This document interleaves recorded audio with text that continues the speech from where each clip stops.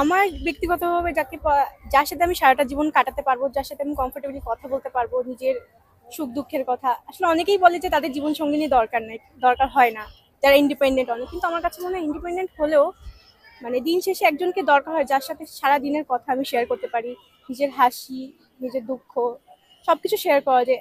এই জন্য জীবন সঙ্গিনী খুবই দরকার। মাসিক স্যালারি হচ্ছে অনেকের অনেক ডিমান্ড থাকে, আমি আমার ন্যূনতম চাহিদাগুলো যাতে ফুলফিল করতে পারি এতটুকু হলেই এনাফ।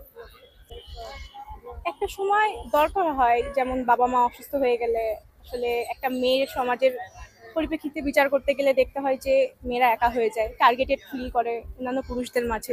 সেক্ষেত্রে একটা পুরুষ খুবই দরকার হয়। দরকার আমার কাছে, আমি মনে করি যে আমি যদি সেফ ফিল করতে চাই বা এন্ড অফ দ্য ডে যদি আমি কারো কাছে মানে নিজের মানে সবচেয়ে ন্যূন থেকে ন্যূনতম স্টেজ তার সাথে শেয়ার করতে চাই, সেই জন্য আমার কাছে মনে হয় একটা পার্টনার খুবই জরুরি আমার জন্য।